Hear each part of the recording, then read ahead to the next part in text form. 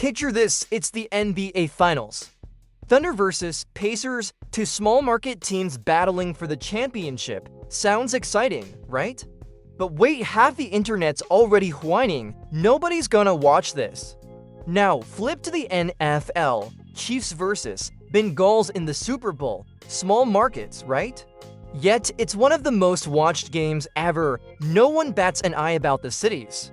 What's going on here? Why does the market a team plays in matter as so much more in the NBA than in the NFL? If you've ever wondered why NBA fans seem obsessed with big cities like LA or New York while NFL fans just don't care, you're in the right place. Today, we're diving deep into this mystery, and trust me, the answers will blow your mind. Let's get into it. If you're an NBA fan, you've heard it a million times. That star needs to go to a big market. Or the NBA doesn't want a small market finals, it's bad for ratings. But when was the last time you heard someone say that about the NFL? Seriously think about it. The Kansas City Chiefs, Green Bay Packers, even the Cincinnati Bengals have been in Super Bowls, and nobody's out here complaining that they're from small markets. Meanwhile, in the NBA, teams like the Oklahoma City Thunder or Indiana Pacers get labeled as boring just because of where they're located. It's wild. So, what's the deal? Is this just a marketing thing? Are NBA fans just less interested in basketball than NFL fans are in football? Or is something deeper going on? In this video, we're breaking down the 5 key reasons why markets matter so much more in the NBA than in the NFL. From the way the leagues are structured to the role of star power, we're leaving no stone unturned. And stick around to the end, because I've got a hot take on whether this market obsession is actually hurting the NBA. Let's dive in. Section 1. League structure and revenue sharing. First up, let's talk about how the NBA and NFL are built. The way these leagues handle money and competition is a huge factor in why markets matter more in one than the other. In the NFL, revenue sharing is like a big, happy family potluck. The league pulls a massive chunk of its revenue, think TV deals, merchandise, ticket sales, and splits it evenly among all 32 teams. Whether you're the Dallas Cowboys in a massive market or the Green Bay Packers in a city of 100,000, you're getting roughly the same slice of the pie. In 2024, each NFL team got about $374 million from shared revenue. That's a game changer for small market teams like Kansas City or Buffalo. They can afford top talent, invest in facilities, and compete without worrying about their city size. Now, the NBA, it's a different story. The NBA does have some revenue sharing, but it's way less generous.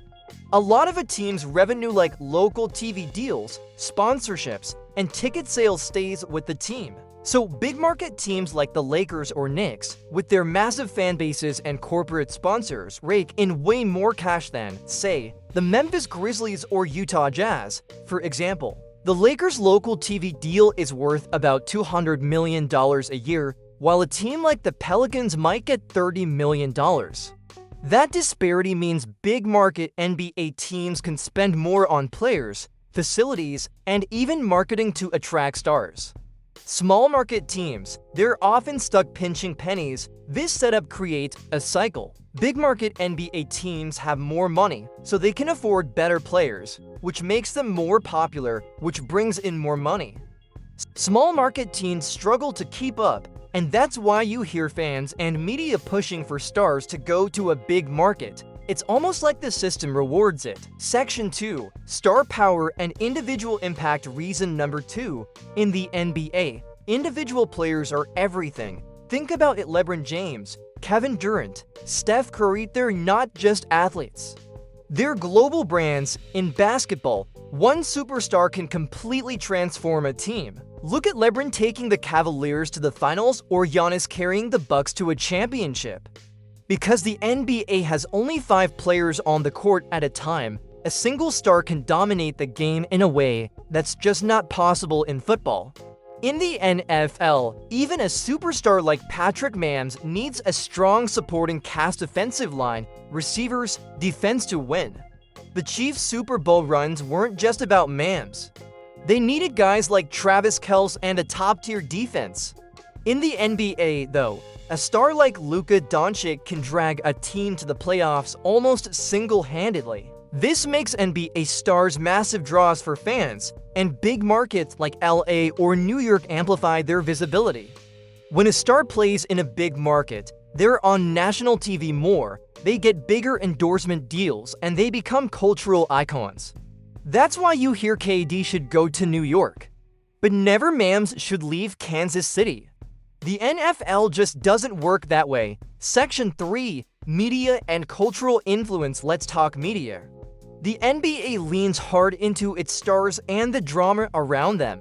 Shows like First Take and Undisputed thrive on hot takes about where stars should play. Should KD stay in Phoenix? Should Zion leave New Orleans? The media loves pushing big market narratives because it drives clicks and views. Big cities like LA, Miami, or Boston have huge media markets, so when a star plays there, it's a storyline that sells itself. Small markets like Oklahoma City or Milwaukee? They don't get the same love unless they're winning big. In the NFL, the focus is more on the team and the game itself. Sure, you've got stars like Tom Brady or Aaron Rodgers, but the media doesn't obsess over where they play the same way. When the Packers win, it's about the team's legacy, not Rodgers needs to go to LA for the spotlight. Part of this is because NFL games are mostly on Sundays, with a set national schedule, so every team gets exposure.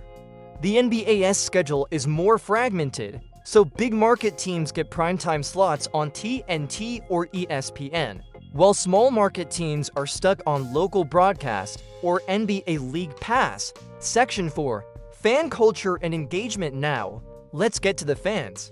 NBA fans and NFL fans are different. NFL fans are ride or die for their team, no matter where they're from. Think about Steelers Nation or the Bills Mafia fans show up in droves, whether the team's in Pittsburgh or Buffalo. The NFL's fan base is more about loyalty to the team's identity than the city's size. Maybe it's because football has fewer games, 16 in a regular season versus 82 in the NBA, so each game feels like a must-watch event.